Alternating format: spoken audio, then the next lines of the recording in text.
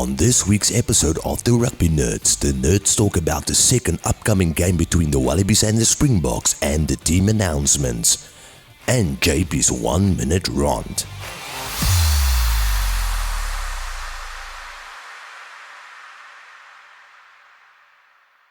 Done of rugby champs. A lot of it is what we expected, and obviously a big surprise there with the second game. I think really exciting rugby overall. Yeah, like I was. If you leave South Africa. We got it so wrong with the All Blacks game. What a game! What a game!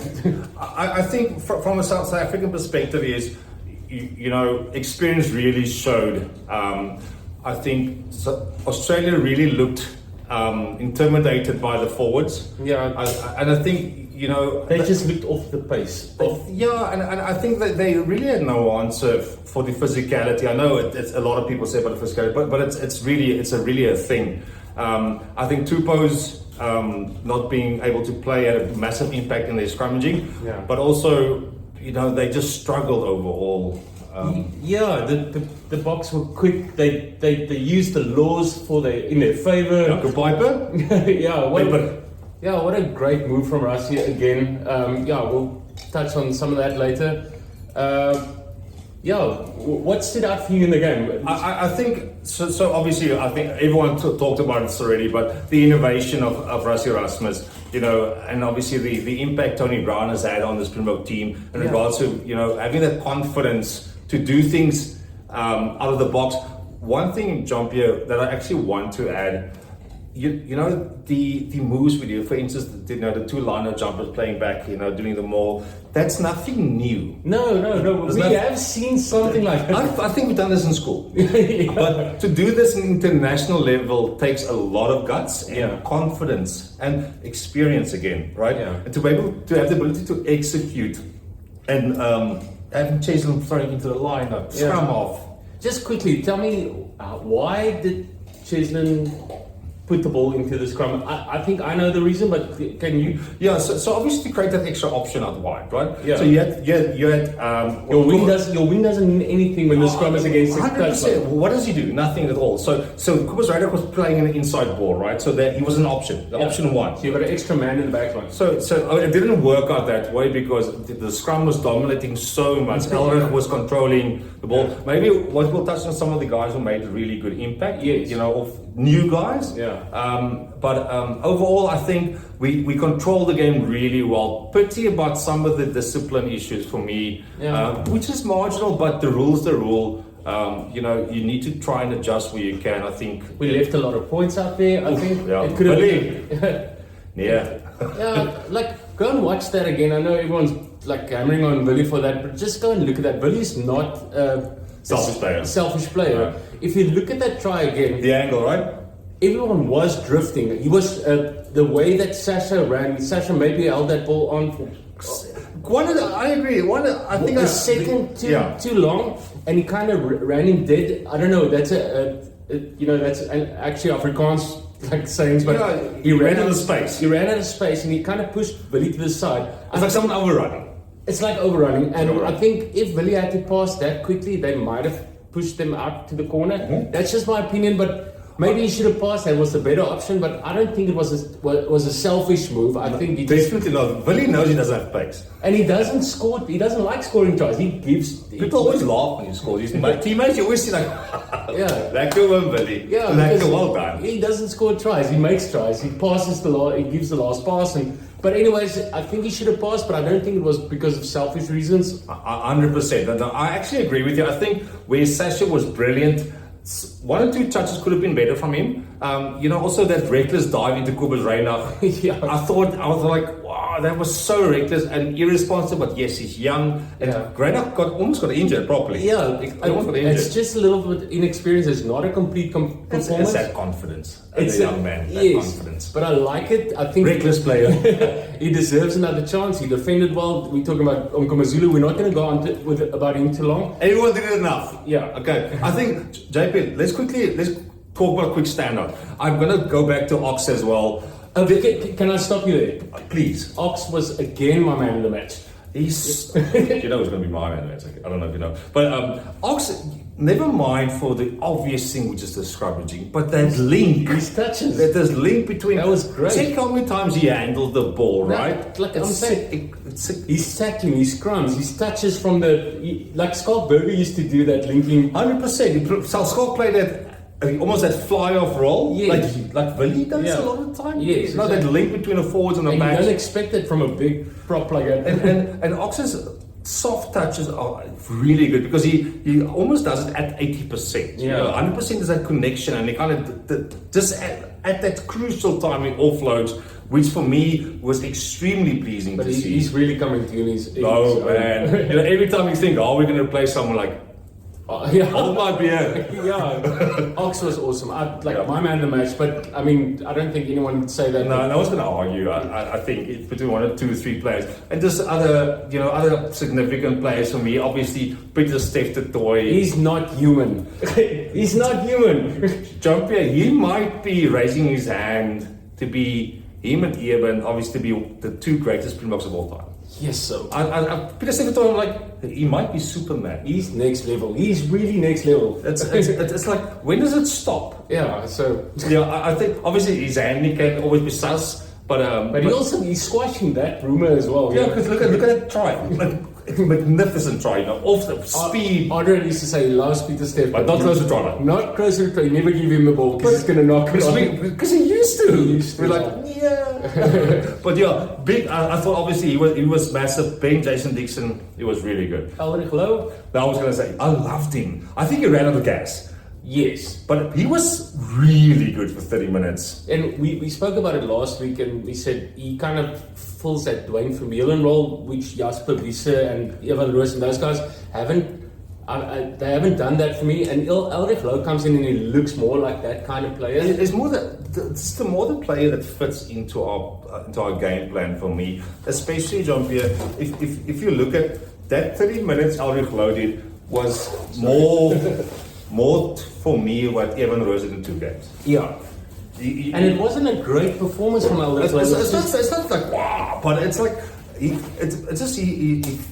suits us. Yes, and we knew this. I was kind of excited about him. From the beginning. Yeah, he was really a standard. Obviously, Sasha, like we said, was good. The JK method, excellent. Like always. And our wings were brilliant. I think when it comes to consistency, we do have a team that's really consistent across the board.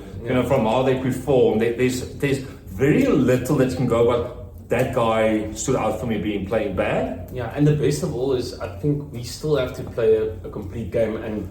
100%. So I think we left 14 points in the first half. At least. And that tells a story as well for me to jump. The bench. I think the bench was solid for me. Obviously Kwacha. Like we said, off the bench, magical guy. Yeah, comes on, scores.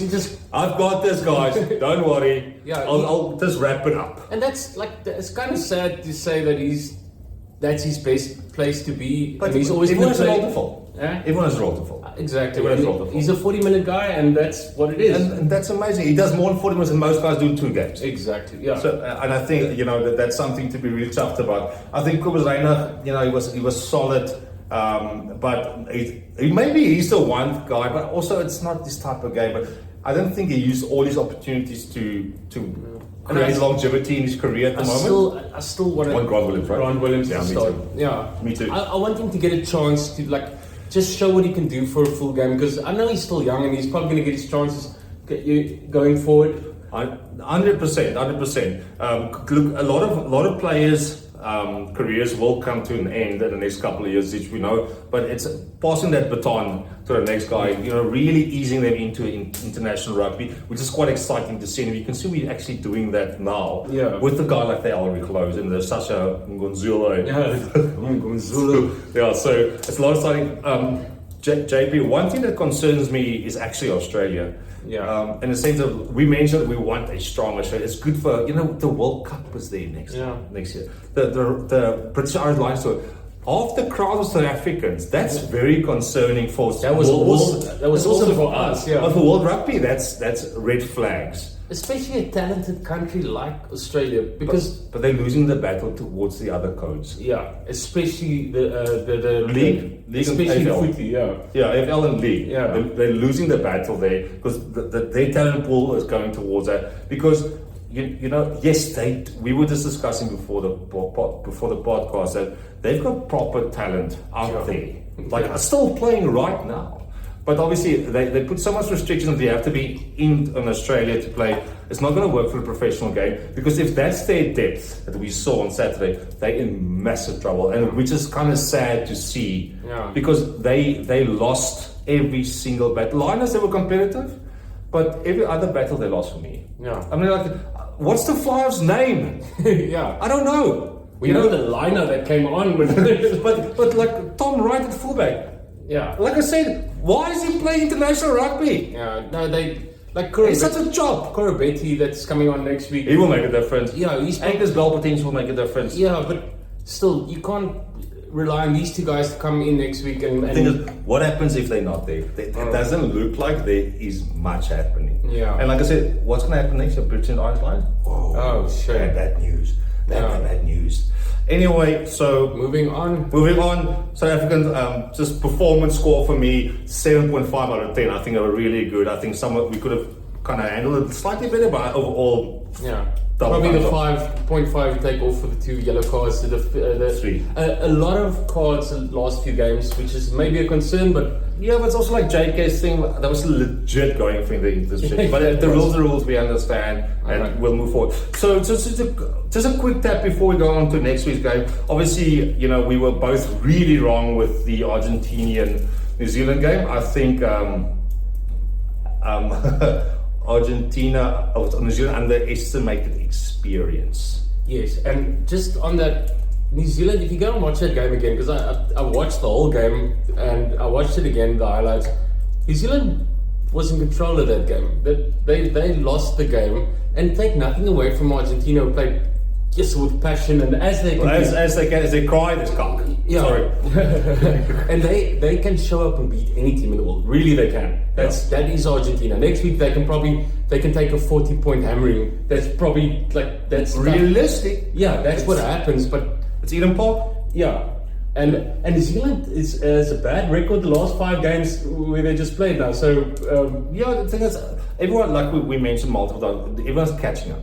Yeah, and then they'll judge. But before we continue, JP, do you maybe want to do a bit of a rant? Yeah, got our good friend. Yeah, this is JP's 1-minute rant. John Kerwin, you first-class poople. You know what poople is? That's in English. What is your problem with the Springboks? Why do you hate us so much? Like, we don't hate All Blacks. We love them. Yeah, we respect them. We love being part of this whole Southern Hemisphere thing. But you say in July, you said the Springboks way of play is not the future of rugby. All right. So just on that, in the last 4 test matches in World Rugby, the Springboks had the most offloads per game average than any top tier nation playing. I'm just saying, that's not boring rugby. And also you think scrums are boring and mauls are boring. That's all the All Blacks do at the moment is maul and scrum. And you complain after this loss. That was funny. You complain after this loss that you lost the game because there were no scrums. That's called oxymoron. You are so talking against yourself. You're just I don't know what's your problem, but we are better than you. And just one last thing on you, your glasses look stupid. Ooh, what is happening? Yeah. Is it you and Fabian Gaultier? What's the story? Yeah, you and Fabian Gaultier should start a club. A club for guys. A club for guys who support teams who they think are the best. That old guy from Up, the old man? Yeah. That's exactly. Up was a movie. Anyways, just give credit where it's due, please. Because stop being a chop. We love All Blacks. We want the All Blacks to be in the top 2 teams in the world, but not with supporters like you. I'm sorry. That's JP's 1 minute rant. Nice, and I agree 100%. Support, thumbs up. So quickly we'll go on to South Africa made a wholesale worth of changes, which concerns both of us. Traditionally, when we do this, we lose. This is not a good idea. We do trust Rusty and everything he does, but this is a bit much.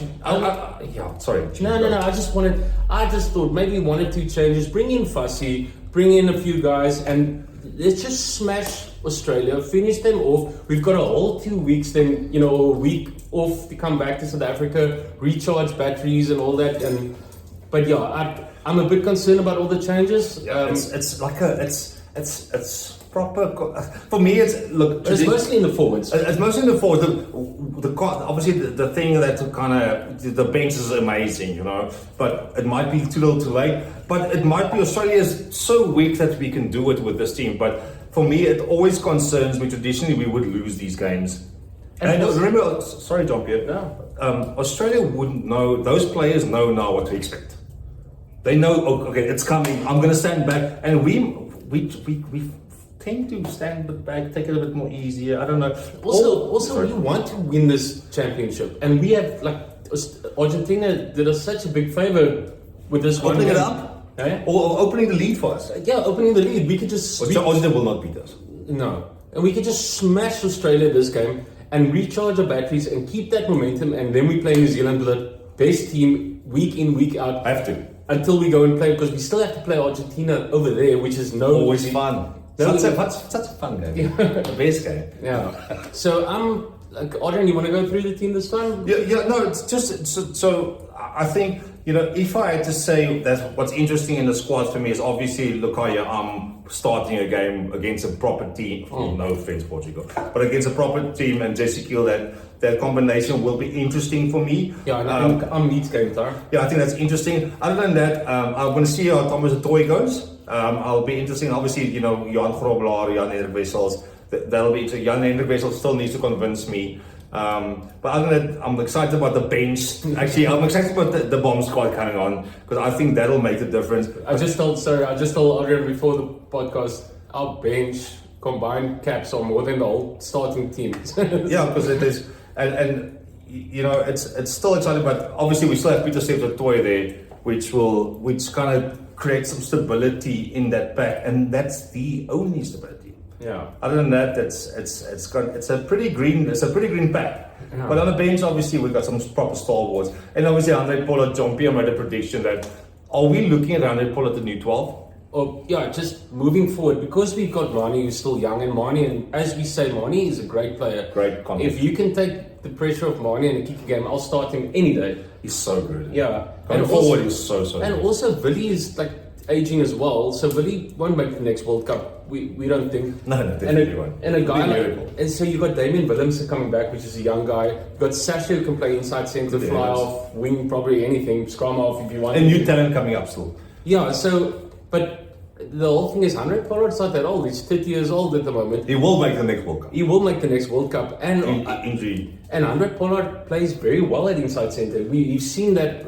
I think it was against New Zealand. It was against New Zealand that when we beat New Zealand, Elton Yankees played fly off and Andre Pollard played inside centre. He will play against New Zealand. Yeah, and he played well because he's a great defender. He's an option for kicking. So he's a great distributor of the ball. Yeah. Yeah. So I'm just saying, maybe that's going forward. Maybe that might be the idea. I think we'll bend the rules slightly again. I think we'll be creative this Saturday coming.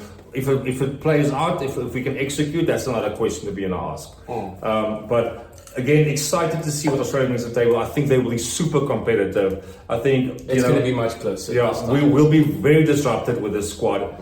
I want to be positive, but I'm like, I don't like when we do this stuff. But obviously, I think it's just we were so excited with the team because we've got a settled team and we still have some big guns coming back. I'm talking about the guy like Damien Willemse in the back line and stuff. Where are you going to make space for him? You got Kanan Moody still coming back. 100%. Like what are you going to do? And we got the settled team, and now you're bringing disrupting almost the rhythm of the momentum. The rhythm, momentum. So it's a bit of a myth side for me and for JP, but we trust in the process of our coaches, whatever. Captain, Rassi.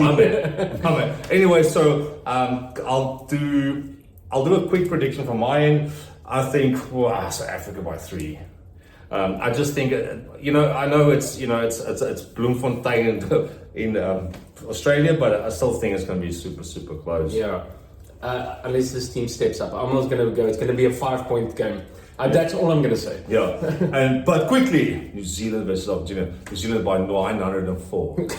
Not really. I think New Zealand by 18. I think they're going to actually beat us comfortably. Well, Joe Cohen, if we get a scrum in the first 10 minutes, I hope they get 55 scrums. Then you will beat them by 900 points. Yeah, maybe. No, I think New Zealand's going to win. It's going to be. It's Eden Park, right? Yeah, it's going to be comfortable. Yeah, I think it's going to at least 20 points. That's. Again. Yeah. So anyway, folks, thank you for watching. Please like and subscribe and ring that bell. And listen here. Thanks for watching. Love you guys.